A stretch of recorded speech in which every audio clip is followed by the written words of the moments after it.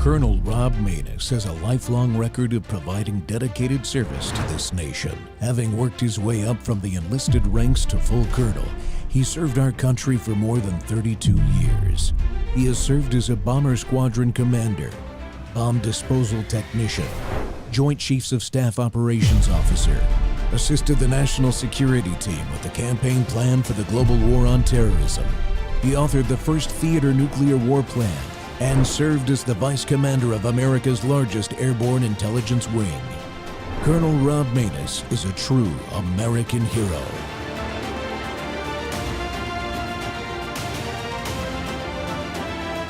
This is Rob Maness Live. Was the Iranian president's helicopter incident a crash or an operation that resulted in a shootdown? We've got new video, and we're discussing it with the source right now here at the beginning of this show. And we're also going to talk in the second half of the show about the Mar-a-Lago news that broke yesterday. And that, what is it? Use of deadly force was authorized on that raid in the most unique and out to lunch search warrant ever committed from the federal government on a former president of the United States. Welcome to Whistleblower Wednesday here on the Rob Maness Show. We're live at our X Spaces simulcast and all the channels where we broadcast. Well, we've got this new information that changes the way many are viewing the crash that killed the Iranian president and foreign minister. And in the second half of the show, we'll also be discussing, like I said, the news that the Biden administration authorized the use of deadly force by the FBI at the unprecedented and highly out of the ordinary Mar-a-Lago raid on former President Trump's compound. The new crash video, though, you're about to see is new info from our friends at Armed Forces Press and CD Media. CDM has a long history of reporting from inside Iran, and their sources in country initially told them that the recent crash was probably of the Iranian president's aircraft or helicopter in a mountainous region was probably an accident due to bad weather. My first guest today is the CEO of CDM and reported at the time as a former special operations helicopter pilot himself with a huge amount of experience flying in limited visibility conditions in mountainous terrain, that he unequivocally stated this type of flying is very, very hazardous, and it is. I can attest to that, but not from helicopters, from B-1 bombers flying very fast and low to the ground. When you combine limited visibility with terrain that is dangerous and requires power that you may not have due to flying at high altitude, especially in a helicopter, it creates a situation ripe for engine failure, or a situation where you just don't have the power of your engines and rotors to get out of danger or to avoid obstacles. So this new video changes that initial assessment, I think, and the reporting at least. And I'll warn you, it has some graphic scenes, and the recorder, the human being, is obviously distressed by what he sees. Go ahead and roll the video.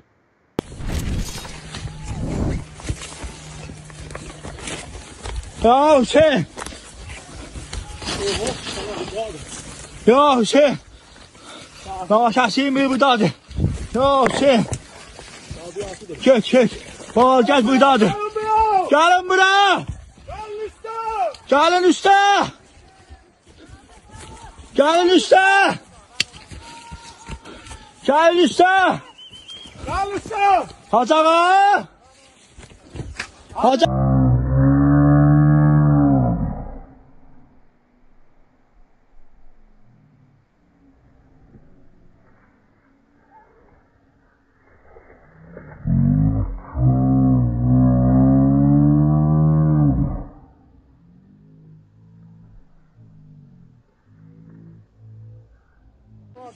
Hacı oradasın. Hacı oradasın. Taptı. Hacı. Hacı oradasın. Hardadılar.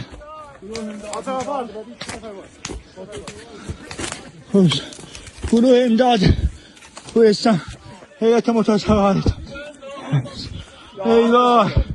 Ya Hüseyin. Ya Hüseyin. Ya Hüseyin. Ya Hüseyin. Ya Hüseyin. 야, 씨. 야, 씨. 야, 씨. 야, 씨. 야, 씨. 야, 씨. 야, 씨. 야, 씨. 야, 씨.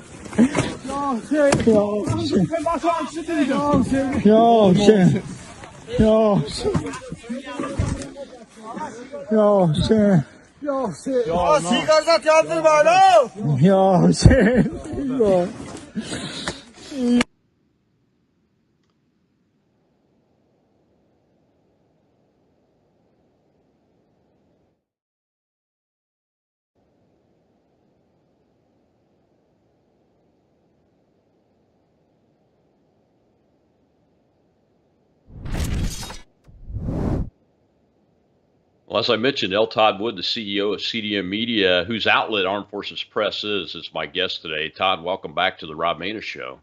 Thanks for having me back.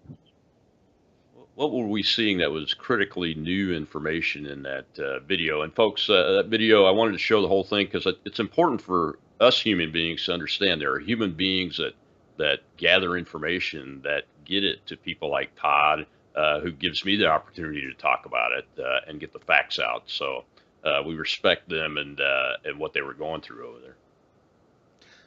Thanks, Colonel. Yeah, as you mentioned, my initial gut reaction was that this was a power failure situation in bad weather in mountainous terrain. And, as you know, mountains create their own weather systems, and aircraft flying in those systems can be, exposed to something that they just can't deal with from a wind gust or power situation. And I thought that was what happened. But then, I am very, our team is very close to the Iranian resistance, and this was forwarded out to us. And you can see the holes in the bottom of the tail boom of the aircraft. It was a Bell helicopter, and it looks as if it was shrapnel or some type of projectile that came through and made those holes. I don't know, but that's what it looks like, and it needs to be investigated more, because that would be underneath the tail boom where those holes. So it would either something coming up toward it. It could be a situation with mechanical failure where the turbine just disintegrated and sent parts out everywhere. I mean, that can happen, but this does raise more questions. Yeah, the interesting thing, when I looked closely at we just showed the stills while you were talking of the holes in the tail boom.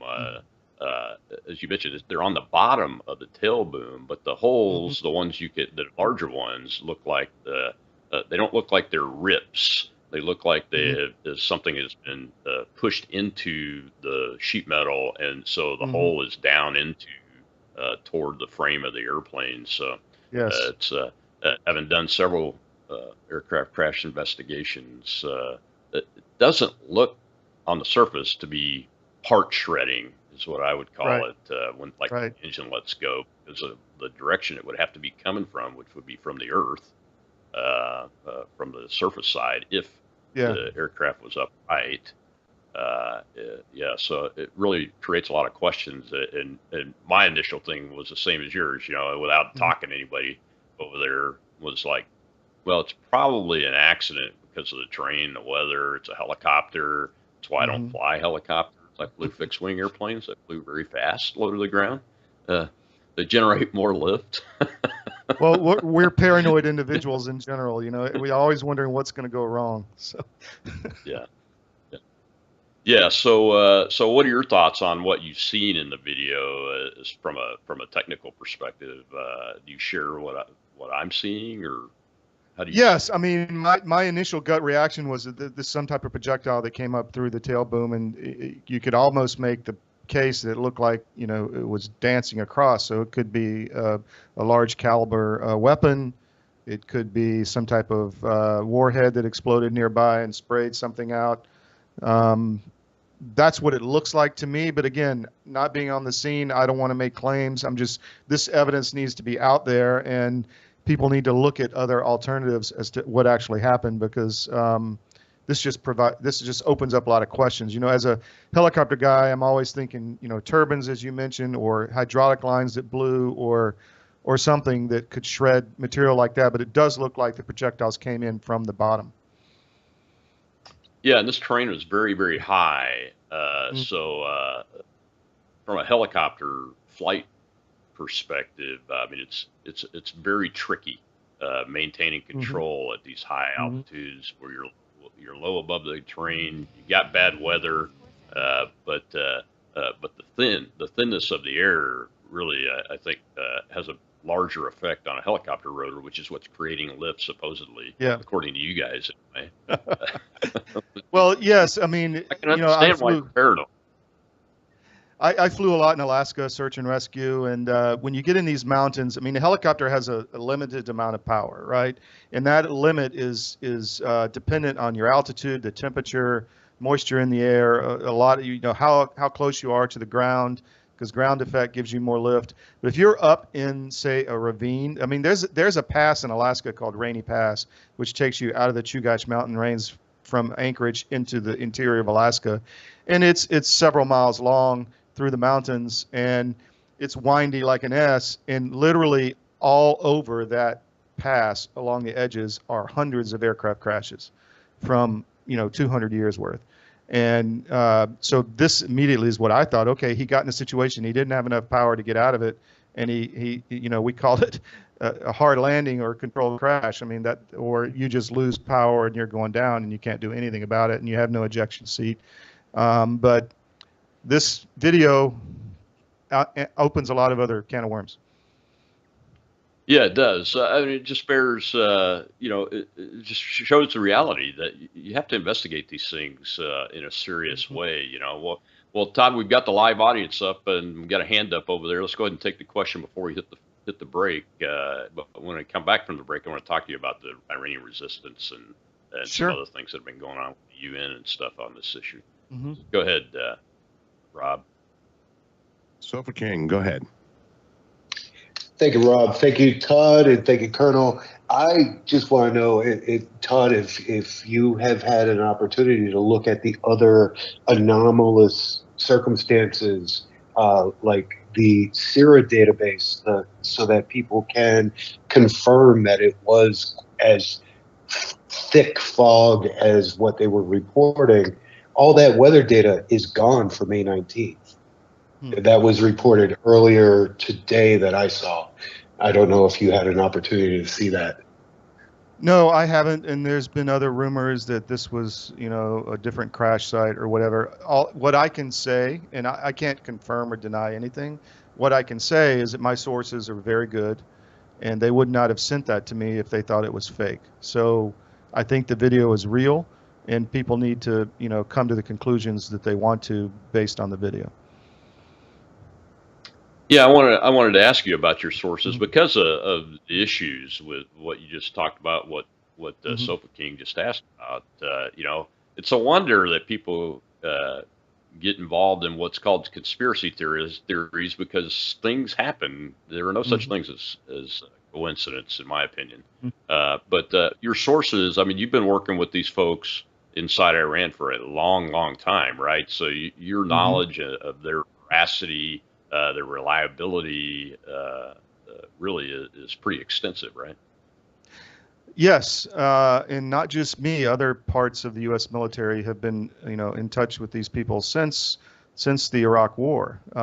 You know, we disarmed them. They had a 10,000-man army inside Iraq on the border of Iran, and they were running incursions with 300 armored vehicles into the country, and they threatened the regime 20 years ago. And so we've had a situation where the U.S. government and the international media has enabled Iran to, you know, slander these guys. They're terrorists, they're whatever. But really, they want a free and democratic Iran. They want a tolerant Islam. They want open markets, free markets. You know, and they want a change on the ground, and they don't want us to come in with the U.S. Army. They want to do it themselves. They just want to be able to do it themselves and not be fighting us as much as they are fighting the regime.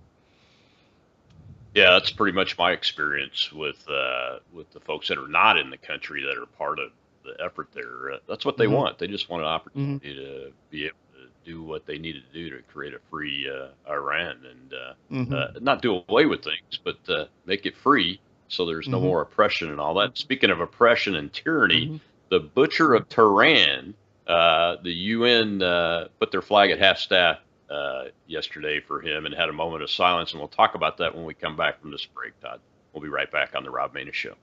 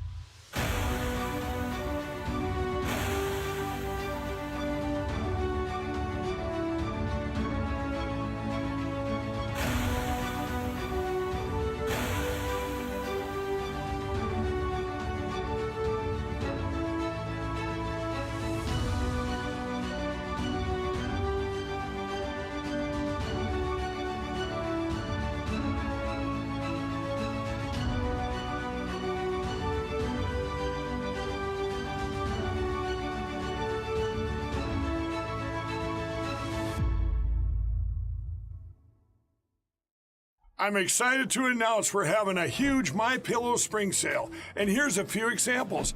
Buy one of our MyPillow 2.0s, you get another MyPillow 2.0 absolutely free. Made with cooling technology, the best pillow ever just got even better. And this just in, 9 brand new colors and styles of our Percale bed sheets. They're made with the finest long staple cotton, and now you can save 50% or more. That's as low as $24.98. And for the first time this year, I'm bringing you our My Slippers and Sandals for as low as $25 a pair. So go to MyPillow.com or call the number on your screen. Use your promo code to get your MyPillow 2.0s. Buy one, get one free. Percale sheets as low as $24.98. My Slippers and Sandals as low as $25 a pair. And for a limited time, when you order $75 or more, your entire order ships absolutely free.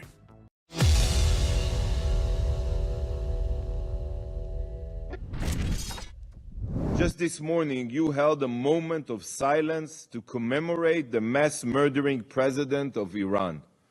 A month ago, Raisi, the butcher of Tehran, launched an unprecedented missile and drone strike on Israel to murder thousands of innocent Israelis, deliberately. The blood of thousands of innocent Iranians is on his hands. Women, members of the LGBTQ community, peaceful protesters, and many, many others. He is responsible for butchering thousands around the globe. Thousands. This is who the Security Council dedicates a moment of silence to? A terrorist? A man who murdered, oppressed, and imprisoned so many? How can it be that your list of moral priorities is so distorted? This council, which has done nothing to advance the release of our hostages, commemorates the man responsible for their suffering. What's next? Will the council hold a moment of silence for bin Laden? Will there be a vigil for Hitler? We wouldn't be surprised. Welcome back to the Rob Maness Show. Here we're at our X Spaces simulcast live and broadcasting live on all of our social channels. And we appreciate having our guest, the CEO of CD Media, on L. Todd Wood. Todd, that was the UN ambassador from Israel to the UN talking there. And there were some other questions asked by senators of Antony Blinken, our Secretary of State, who's not the sharpest knife in the drawer, I don't think, about our condolence messages to Iran over this guy. I mean, this guy, he was 18 when they took the hostages in the late 70s that kicked off this whole theocracy thing and Debt to America, the Great Satan, all of that. And he's been involved in killing citizens and killing others the entire time since then. And he and I are the same exact age, and I've been following it ever since I was 18. And he is more than just a butcher of Tehran. I mean, he's a butcher. He has killed tens of thousands of women that didn't have much of an offense other than not wearing a hijab when they're out in public. It's crazy that the left that has power today in America and around the world today in the so-called liberal democracies all did the same thing, and it's nuts. And the UN to put their flag at half-staff and have a moment of silence for this man is just beyond the pale, in my opinion. Your thoughts? Well, people need to realize that the MEK, who's the Iranian resistance, has been fighting this theocracy since they were promised to share power with the mullahs after the revolution, but that didn't happen. The mullahs saw they could put 500,000 people in the streets at will, and they started persecuting them directly. And in 1988, I believe, the prisons were full of MEK activists, and it was Raisi who decided to murder them all, literally empty the prisons, and in a month's time, they killed 30,000 people. They did it over swimming pools, so to collect the blood. And so he is the butcher, of course, for that reason. And they went on to kill another 90, 80, or 100,000 more over the next several decades. So this guy is dark, and, as they say, I hope the heat is not too dry down there where he is now. Yeah, it's amazing. My contact is with the MEK, but they're outside of the country. My first contact with them was the son of one of the MEK leaders that was killed in that operation. I interviewed him and others from the MEK on my show before. It's just stunning that people would show this guy any deference at all after what he has done to the country. And as you said, you're in close contact with folks inside the country nowadays. Are you hearing anything about the consequences of the leadership holes being created? I think the foreign minister was with him and died in that helicopter accident or incident. Look, the IRCG is in control of the country. It's raping the country. It's an oligarchy. I mean, parts of the country don't have water. Half the people are below the poverty line. Half the people are unemployed. They're stealing all the resources. I mean, if you want to look at what they want to do to the U.S., this is it. They want an elite to come in and rape the country for their benefit, and everybody else be slaves, and anybody they don't need, they just kill. And that's exactly what's happening there. And I think the regime is very weak. When you have 16-year-old girls, like just happened, willing to go out on the street, not wear the hijab or protest, knowing they're going to be arrested, raped, and murdered, and they do it anyway. Why is that? Because they have absolutely no future. I mean, think about that. They go in and they see a demonstration. They go in and arrest all the teenagers.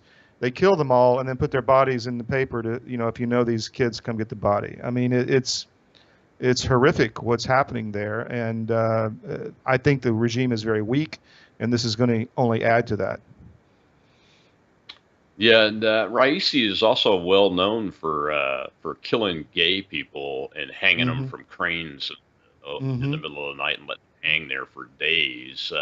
We were talking with the live audience in the pre-show about the American students that are out here demonstrating on behalf of the Nazis that committed the atrocities on the Jews on October 7th, 2023. And how they're so propagandized that there is a Queers for Palestine movement, and they're supporting people like Raisi. That's who is behind this show, right?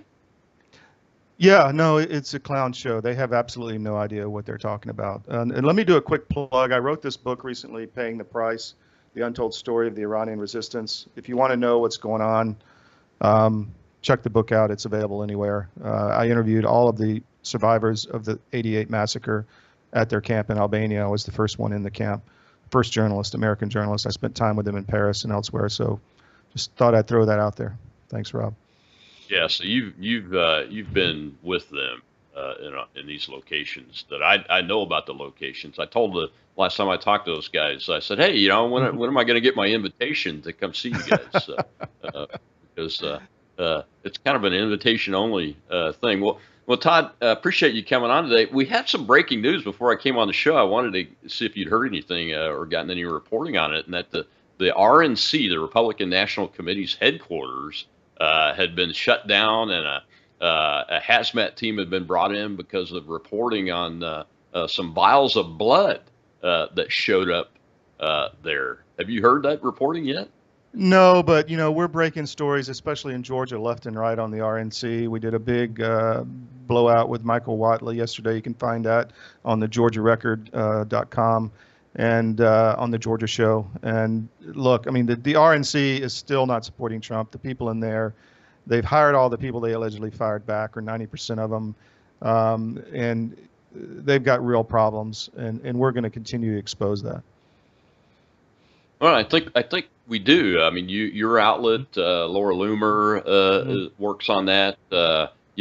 So what we're hearing is that Laura Trump is supposed to have that balancing effect in here. What's going on with that? I'm told it's and we are talking directly to people in the know. So I say this with confidence that she is siloed into an organization. In a part of the organization where she doesn't really deal with all these other things. She's dealing primarily with money. And you've got a siloed organization, and some of the people that are controlling and as the gatekeeper, we've heard bad things about Susie Wiles, Chris LaCivita, and others inside the RNC. And we just had a situation in Georgia where they tried to put a Dominion lobbyist and one of the delegates to the RNC convention in Wisconsin. So if you're a delegate to any state convention coming up soon, you really got to vet the people they're trying to get in there, because there's a theory that they're trying to do a coup at the convention and put Nikki Haley in over Trump. Yeah, I've heard that. Do you think they have much of a chance of trying to pull something like that off? I think they're going to try. I think you're seeing a multi-layered effort to stop President Trump from coming back into power. And any option they have, they will try. Yes, I think they will try. I mean, they just tried in Georgia. Literally, I mean, we reported this morning, one of our guys, that they put up a list of delegates and they told everybody it was Trump approved, when it obviously wasn't, because Trump team was trying to get some of the names off, like the Dominion lobbyist. And then they told the nominating committee and the convention something different, and they tried to pull a fast one and just hold the vote on this list. It's the Trump list, and people didn't really understand what was on there. Luckily, some patriots in Georgia had done their homework and stood up and stopped it. But if you're going to a convention somewhere like in North Carolina and others, you really need to make sure you vet who's on those delegate lists. Yeah, I was at the state convention in Mississippi, and it was done by slate, and there was a lot of discussion about that. And the Trump team actually did come in for us and tell everybody that, hey, we did approve this list. We know who's on it, and those kind of things. So things went fairly smoothly from our perspective. But there's still a lot of people that are very concerned about this, and we should be concerned, because if the RNC is not supporting Donald J. Trump at this point, that's got to be fixed, and it's got to be fixed much faster than even waiting 2 or 3 weeks. It's got to be fixed, and if Laura Trump's got control of the money, then she's got the power, really, and we need her. Yeah. We need her to fix this and take action. Yeah, we people have to. Everybody has a role in this. Every American that feels that they want a free nation has a role, whether it's at your church, your local RNC, wherever it is. You need to stand up and have some courage and not accept at the schools. If they're trying to do something in your schools, don't accept it. This is not going to happen to my child.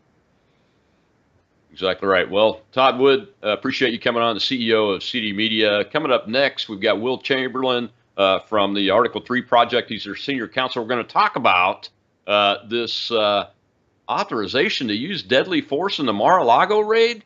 Come on, man, as Joe Biden would say. Why did you do that, Joe? We'll be right back with Will Chamberlain on the Rob Maness Show Live.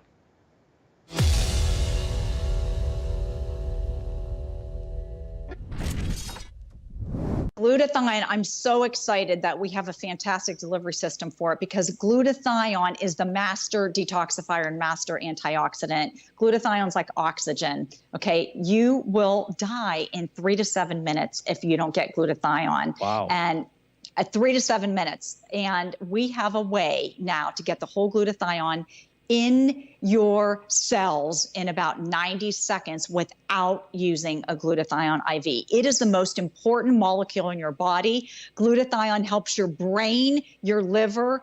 It performs 400 functions in your body. So the it will detox every heavy metal, every pesticide, every herbicide. It will detox spike protein from your body. It will detox graphene oxide. And it is the master detoxifier and antioxidant. So glutathione is needed every single day. Numi.com/house1. Numi.com/house1.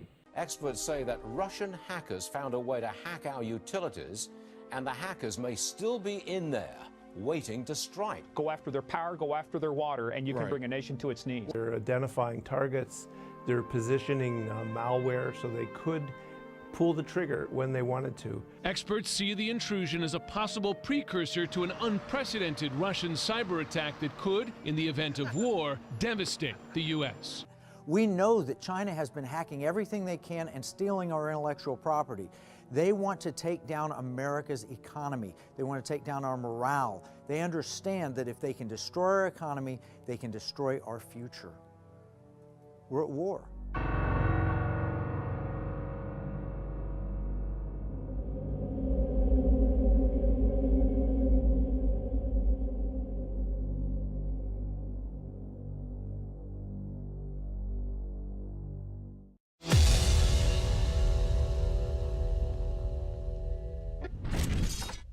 Just everything. No, picking the lots in the room, right. and no. They're all. But no, there's one lead, and this is it. They actually got authority for use of deadly force, and they had plans for casualties. They brought a medic. They had plans for casualties. They had a trauma center set up, and they had a map to the trauma center. That's all part of a component of one thing, I take it, Julie Kelly?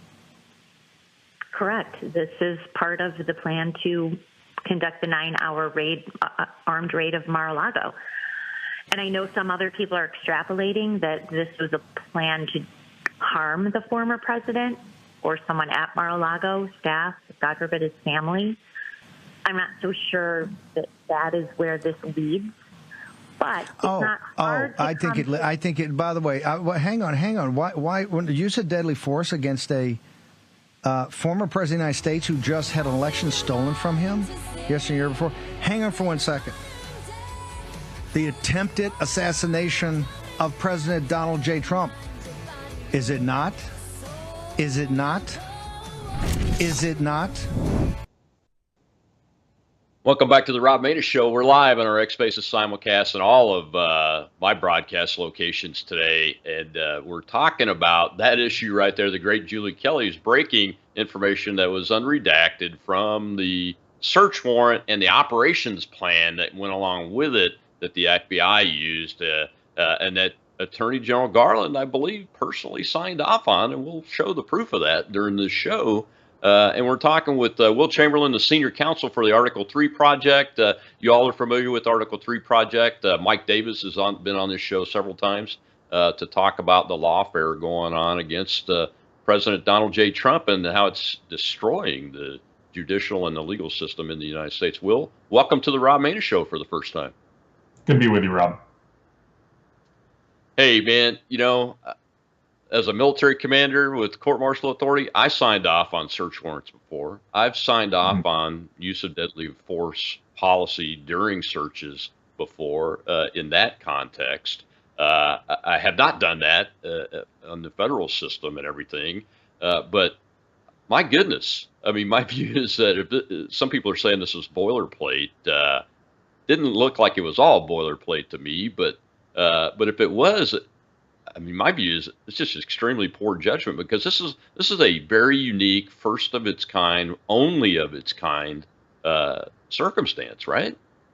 Exactly. I think you've nailed the problem and you described it correctly. It's not that this language is unique, right? Like this language does appear in search warrants on a regular basis. It's that they didn't take the time to realize we are raiding the residence of the former president of the United States. And we need to think hard about how our normal language applies in that context. Like, are we really going to authorize the use of deadly force at Mar-a-Lago? Is that something we're really going to do?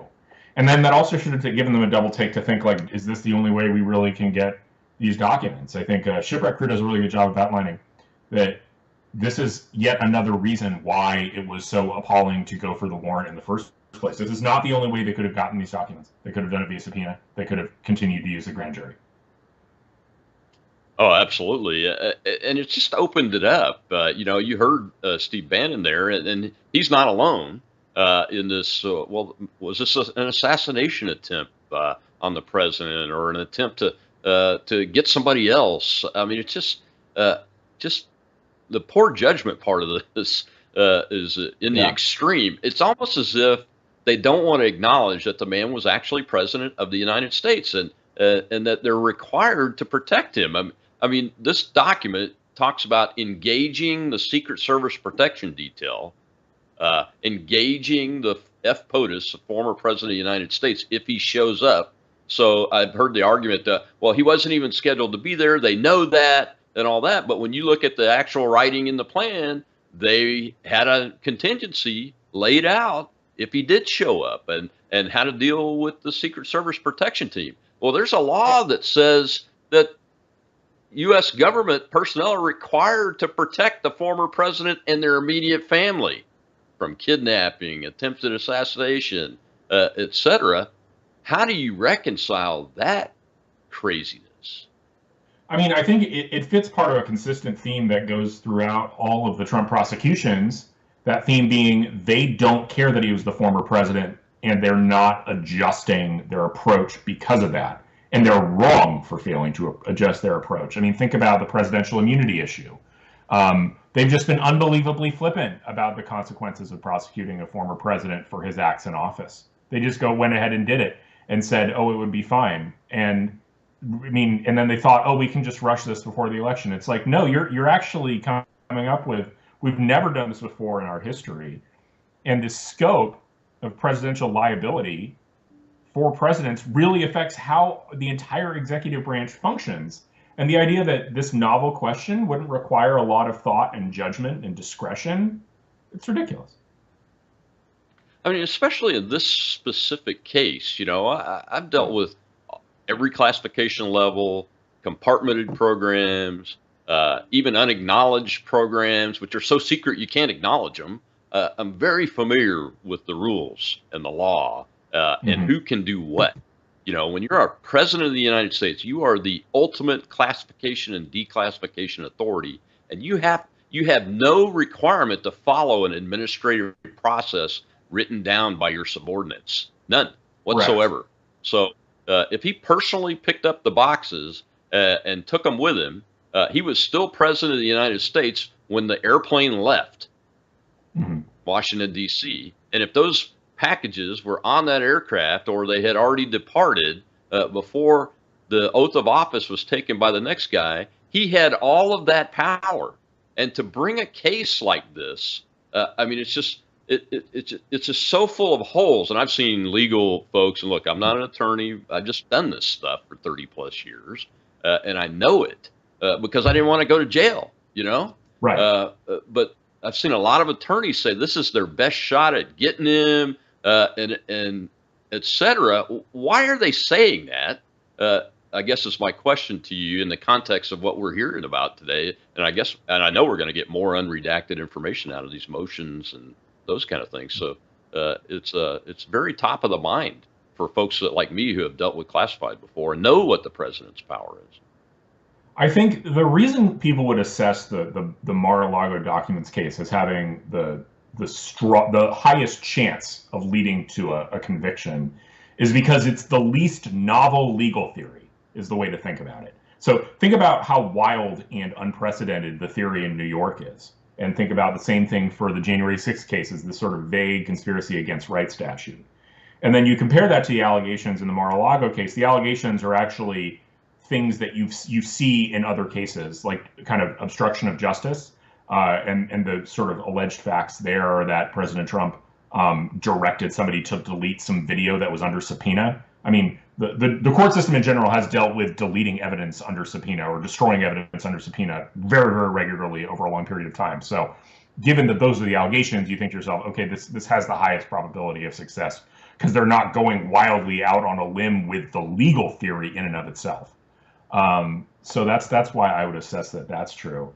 That said, all of this is still just part of this enormous lawfare campaign that nobody really needs to take seriously. Like when they indict the leading presidential candidate 4 times in 4 different jurisdictions in a little over 4 months, you don't have to sit here and assess the merits of each individual indictment to understand what's going on. It's an attack. It's lawfare. Yeah, it's election interference at its highest order. I agree with President Trump when he says that. I mean, he's not even being hyperbolic. He's just stating a fact. And to think that well, let's just show the video. Show clip. I think it's the Garland clip about how he approved this, Mr. Producer. There are, however, certain points I want you to know. First, I personally approved the decision to seek a search warrant in this matter. Second, the department does not take such a decision lightly. The department does not take such decisions lightly, and I personally approved this search warrant. Essentially, the Biden administration, the President of the United States, approved a search warrant with an authorization to use deadly force on a former president's home, his facilities, his personnel. I mean, this warrant had direction to clean out to go into every room if necessary, find out who was in what rooms that might be staying in the hotel part of this compound, and shouldn't Garland be held responsible for that? I mean, that if the president had shown up or if his family were there, they broke the law. Really, when you look at the law, the federal government's required to protect this man and his family. Yeah, and I think the whole thing goes to what a appallingly bad judgment Merrick Garland has. Let's remember, Biden got caught doing the exact same thing. He got caught, and not the exact same thing, actually, substantially worse. He had mishandled classified information, not from when he was president, but from when he was a senator and from when he was vice president. And in that period, he had no authority to take classified information out of the SCIF. So he did that. He was caught with that, and yet the government's not prosecuting him and saying that he won't be prosecuted, but they are continuing their prosecution of President Trump, who was the former president and did have declassification authority. It's an embarrassment to our government. It's yet another reason why all these people need to be replaced. I mean, I talk to a lot of people, I hear from people who are never Trump, and they say, oh, nothing will change, nothing's worse. It's like, no. The Democrats will literally use every ounce of their power to destroy Republicans. So if you consider yourself a Republican, you friends don't let friends vote for Democrats. It's an absurd thing to do. Yeah, that's almost unbelievable, Will. So there are Republicans that still believe that they won't be caught up in this clown show and have their careers, their livelihoods destroyed I don't know. lawfare, like what they're doing.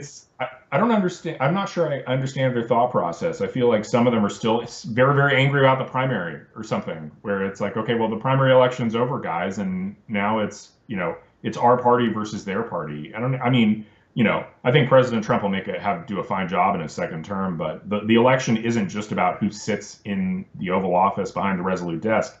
The election's about the 2,000 people who run the executive branch and all the executive branch agencies.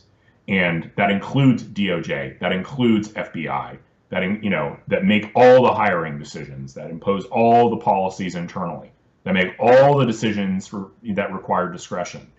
That you want Republicans sitting in those chairs. You just do. It's obscenely irresponsible to let Democrats have those jobs. Oh, absolutely. And you want Republicans that are signed up to America First policies or whatever the policies the president, their party is running on and gets elected on. I mean, we really need that more than ever now. Well, we got to take a break. Will, I want to keep you over and talk a little. I want to show a little bit about what some folks that do know better are saying about this issue, but also get an update on what your thoughts are on as this trial in New York City, if you can call it that, winds down. I'm talking with Will Chamberlain, the senior counsel for the Article 3 Project, which does great work in fighting this lawfare under the tutelage of our friend Mike Davis. And now Will Chamberlain's with them, and I'm excited about that. We'll be right back on the Rob Maness Show.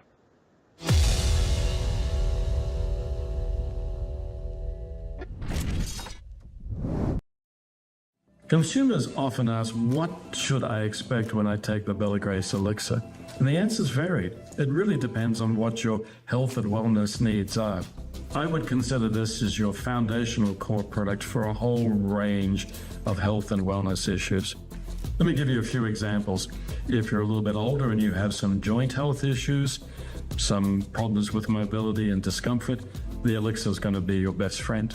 If you have some skin health issues, wrinkles, hydration, aging, all of those elements are going to be benefited from the elixir, including age spots. Now, if you're in a younger demographic, maybe visual health is where you need some assistance. Eye fatigue, dry eyes, all of those are going to be benefited by the elixir. It's a core product because it benefits so many.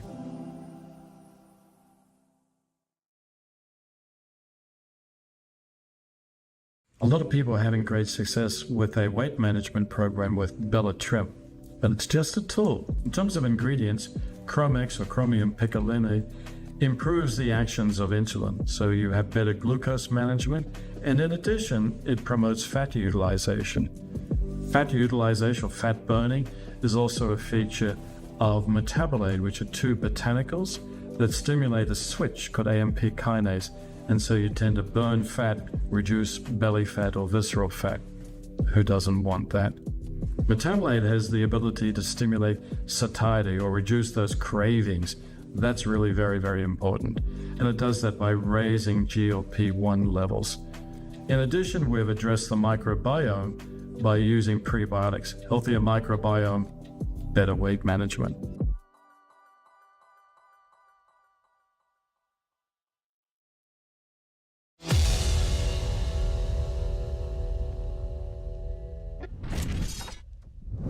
Nothing about this is normal. When you're executing a search warrant and you have a coordinating federal agency, you coordinate with them. You are on the same team, even though they are protecting the president. The president wasn't at Mar-a-Lago. That was why they chose to execute the search warrant then. And remember, Mar-a-Lago is one of the most secure places in the world. Listen, if they were looking for a serial killer who they thought was hiding there, yeah, it's maybe a little different. But they were looking for a box of documents. So what was the thinking here? What do you think happened? I have no idea. I have no idea why they wouldn't coordinate with the Secret Service. But to even have medics on scene in case, that's what we've heard, in case something went wrong, that's outrageous. Okay, so you are the former Florida Attorney General. Yes. The current U.S. AG Merrick Garland said that he personally approved of this raid on Mar-a-Lago. So realistically, does that mean that AG Garland looked at the search warrant, saw the words shoot and kill, and gave it the rubber stamp? Absolutely. If he said he personally approved. Welcome back to the Rob Maness Show. We're live on our X Spaces simulcast and all of our broadcast channels and networks today. And we're talking with the senior counsel for the Article 3 Project, Will Chamberlain, today about this issue. And Will, I wanted to get your take on this before we get the update on the New York kangaroo court up there.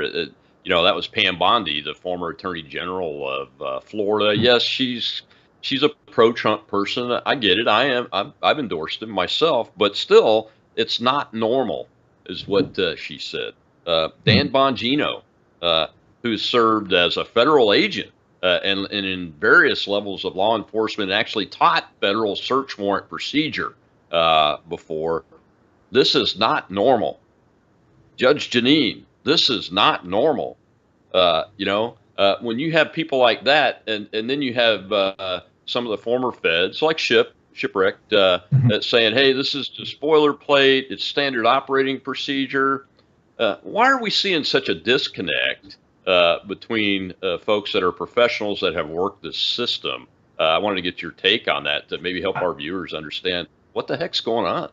Yeah, I don't know. And you know, honestly, I have a lot of respect for all the people you mentioned. Like, I've worked personally with Shipwreck Crew, and you know, I have plenty of respect for Dan and the others.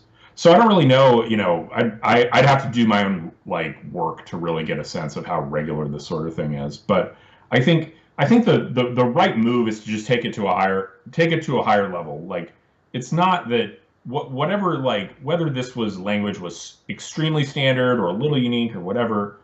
It doesn't matter. The point is they shouldn't have raided Mar-a-Lago. That was a ridiculous thing to do.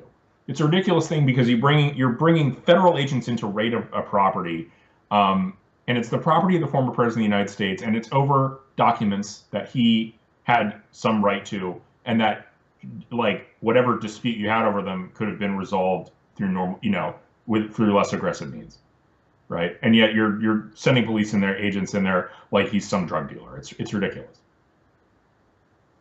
Yeah, I mean, every time I've ever done an operation that involved life and limb, whether it was me bombing a target or me signing off on my own search warrants under the military law system as a commander, I do an operational risk assessment. And it just seems to me that these guys and gals, all the way from President Joe Biden on down, because we have evidence that shows he's involved, or at least his White House executive offices are involved, AG Garland, if they did an operational risk assessment, they need to readjust their ORM processes because the risk of this creating a death or an injury on somebody, especially the president or his family, is just through the roof, right? Yeah, no, there's a huge risk to doing this, to the stability of the country. To the respect that you're supposed to deem between, you know, the respect between the parties. You know, Yoram Hazony, I don't know if you're familiar with him, but he's an Israeli author, head of the Edmund Burke Foundation, which is, you know, a primary exponent of national conservatism around the world. But he had a really good insight once. He said, democracy is reliant on there being a certain amount of honor that each party bestows on the other, right? And I guess the peaceful transition of power would be an example of that basic honor, like, you know, you win, we respect that you got in, we're not constantly trying to, like, impeach you or remove you, and vice versa. And search warrants on former presidents from the other party is the classic complete dishonor, right? It's the kind of thing that triggers the cascade that can ultimately lead to the end of democracy. You know, Democrats constantly talk about, oh, we need to preserve our democracy. Meanwhile, they are engaged in this unbelievably aggressive lawfare campaign to jail Republicans. It's like, what do you think that world looks like if it continues, if it doesn't stop, right? It doesn't look like a continuation of the constitutional republic. That's not what it looks like. This is what, when people talk about banana republic, that word gets thrown around, but that's what happens in banana republics, where losing power means you go to jail.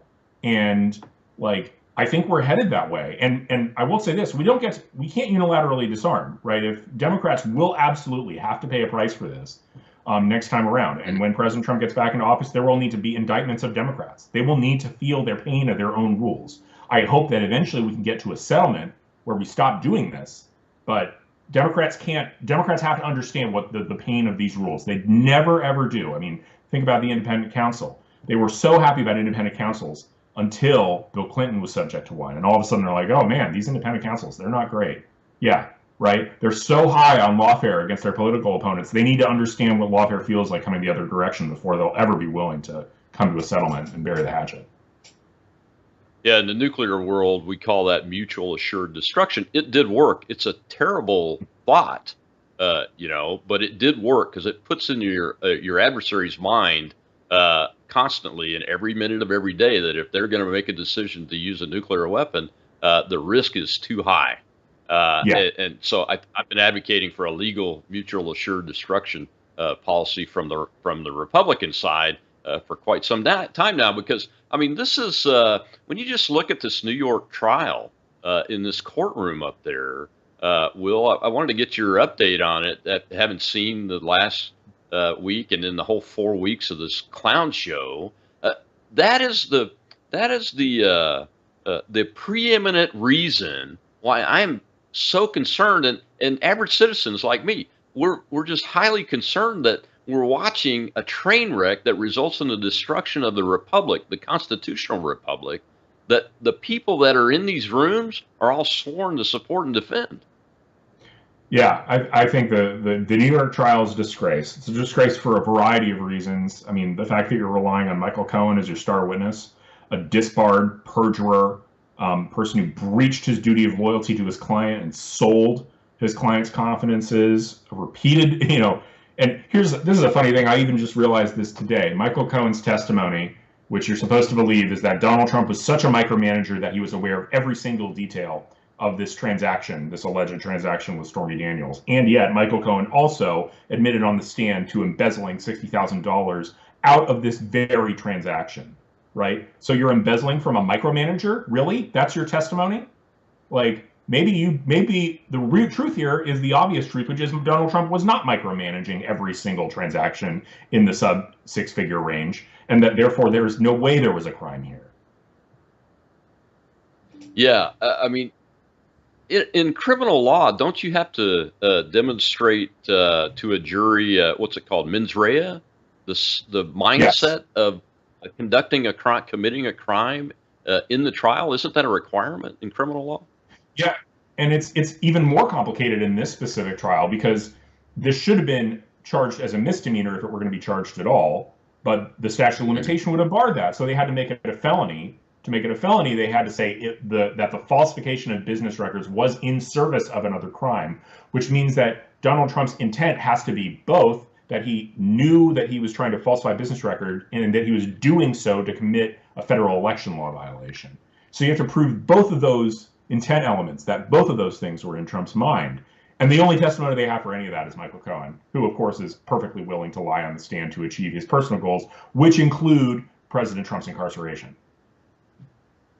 Yeah, I'm glad you brought up the federal election law violation because the judge had an opportunity to have a witness for the defense testify, an expert witness, and he pretty much shut him down, didn't he?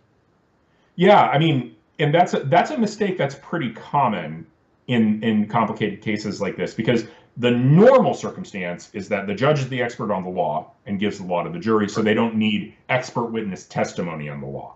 But because this crime is unique and has this intent element about an unrelated federal crime that the judge is not an expert in, expert testimony would have been smart. But even further, his failure to stop normal witnesses like Michael Cohen from testifying about what constituted a federal election law violation was a really big mistake. Like, if you're going to say, oh, we don't need any legal experts, I'm the expert on the law, but then you're going to let effective lay people, right? Michael Cohen's not even a lawyer anymore. Lay people testify about what's an election law violation and not give any meaningful clarity. You're doing a terrible job as a judge and a huge disservice to the defendant. Yeah, and then they had a big fight over the instructions to the jury about these same issues, and the judge seemed to go with the prosecution like 95% of the time in what I read yesterday. And now he's let the jury go home until after the long weekend. What are your thoughts on how this is going to end? I mean, it's going to be up to the jury, and the jury will have the ability to acquit him. They should, because the prosecution hasn't proved its case beyond a reasonable doubt. The prosecution has not proved any of these intent elements beyond a reasonable doubt because their only evidence is Michael Cohen's testimony, and it's not credible. He's not a credible witness. That should have been enough for the judge to dismiss the case. But I think there's still a pretty strong chance of an acquittal. I don't think there are 12. There are going to be 12 unanimous voices for throwing out the law and just convicting Trump come hell or high water. And I hope that that's the end result here will be a very just acquittal.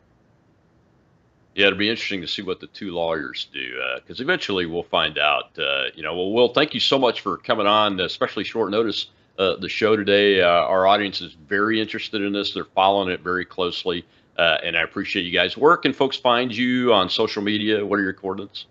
So I'm at Will Chamberlain on social media, and then you can follow the Article 3 Project, Article number 3 Project on Twitter, and also go to a3paction.org. That's where, if you want to engage with your legislator, which is like the most effective way to make your voice heard, we can provide a portal that allows you to just do that and send an email on a topic that's important to you with just a few clicks. So a3paction.org. Very good opportunity to make a difference. All right, thanks, Will. We'll see you next time. Well, tomorrow we have Truth Thursday, and guess who's got a primary opponent? Speaker Mike Johnson. That's our guest tomorrow. It should be a wild and woolly show. I'm Rob Maness, and we'll see you tomorrow on Truth Thursday.